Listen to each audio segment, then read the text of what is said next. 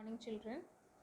We have studied about operating system and the different types of operating system. Now let us see the commonly used operating systems.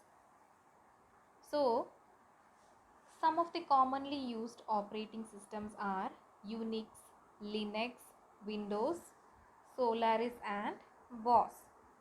BOS is Bharat Operating System Solutions.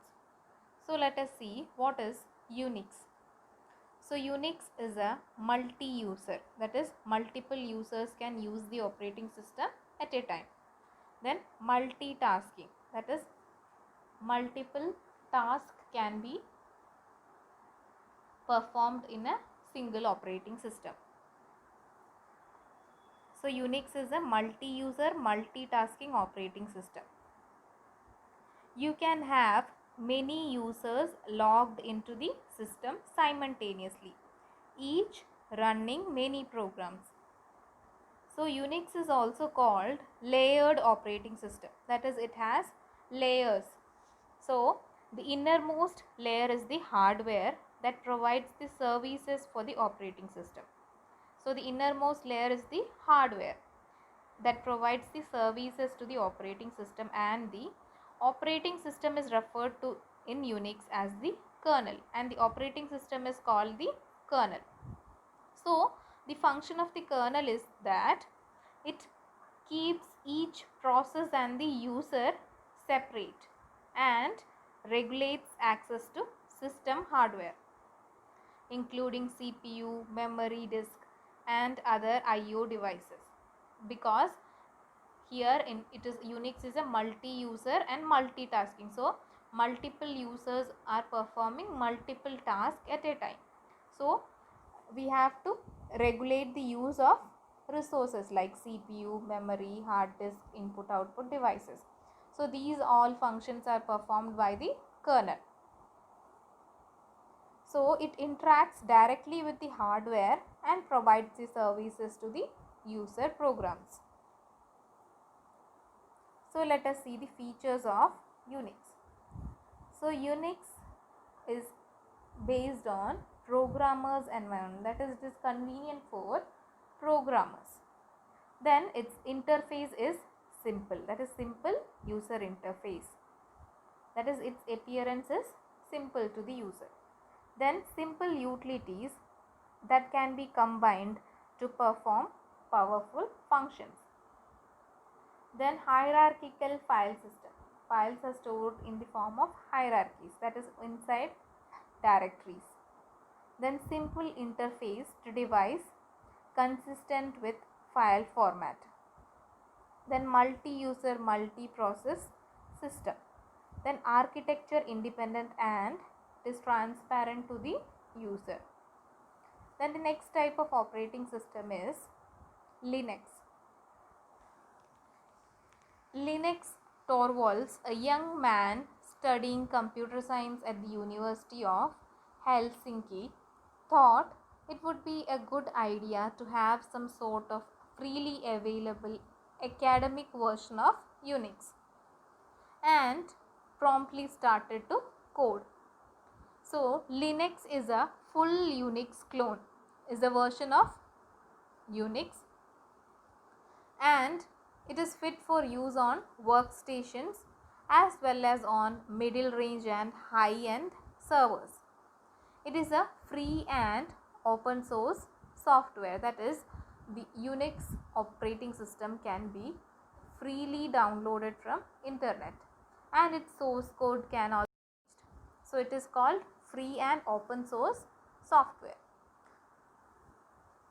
So the advantages of Linux are: Linux is free, it is portable to any hardware platform. Linux was made to keep on running, and it is secure and versatile. Linux is scalable, that is its code can be added and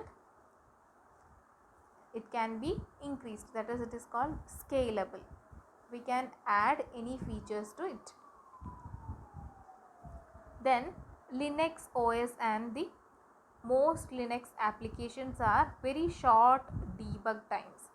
That is, it runs very fast, and finding errors is takes very less time. That is, it short debug time.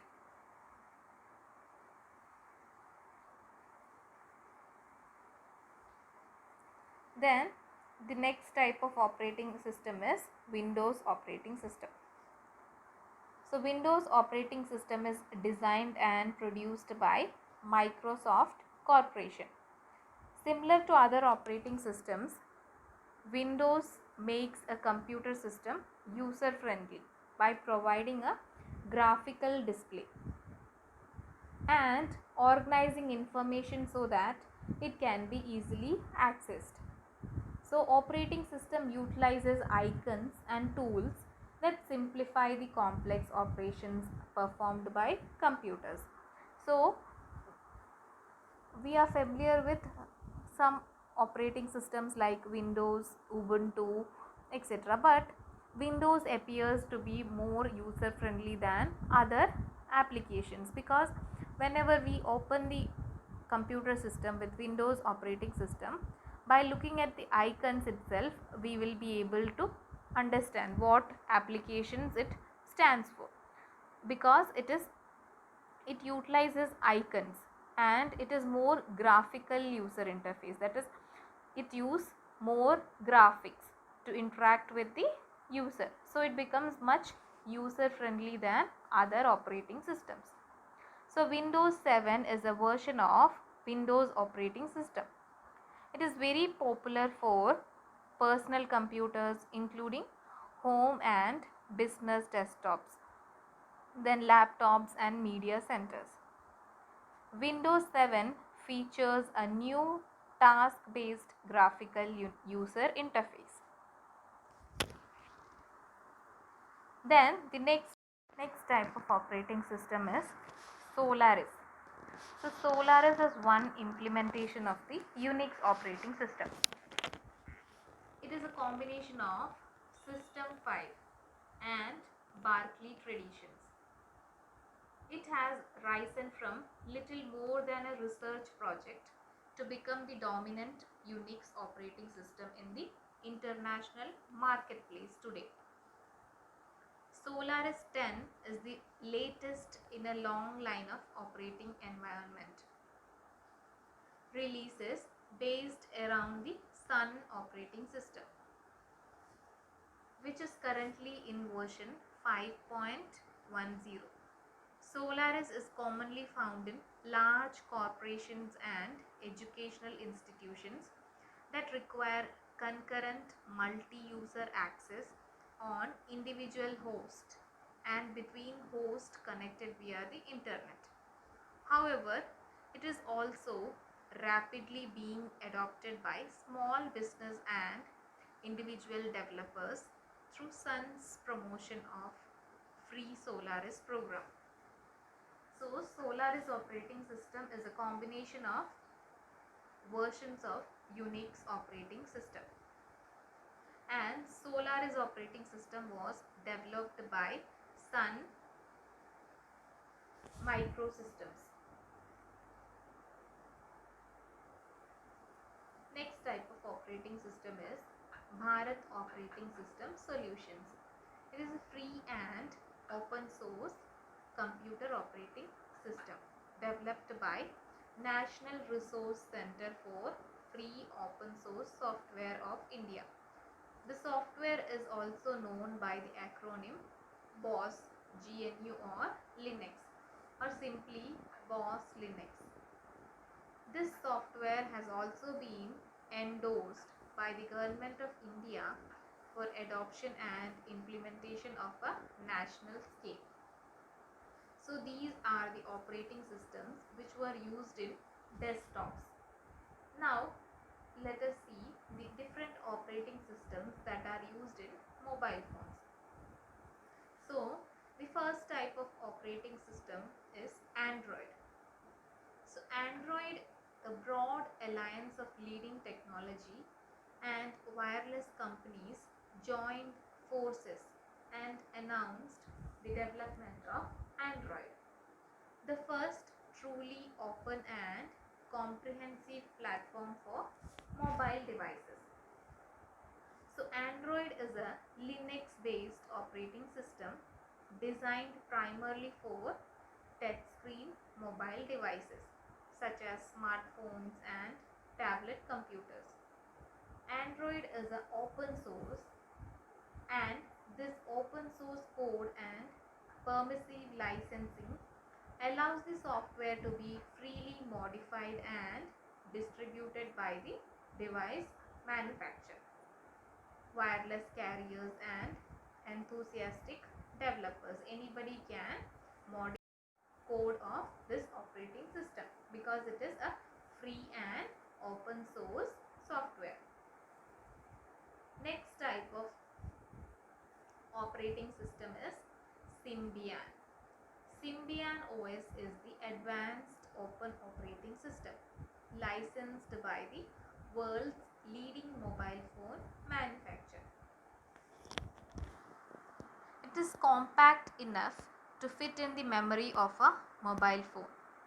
Symbian OS was planned from the beginning to be a full operating system in terms of functionality.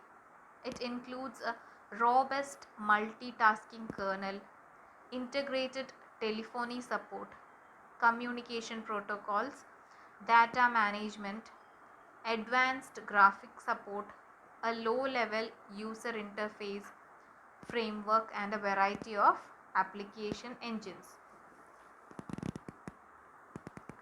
Next type of mobile OS is iOS, or previously iPhone OS, is a mobile operating system developed by Apple Inc. and distributed exclusively for Apple hardware. It is the operating system that powers many of the company's iDevices.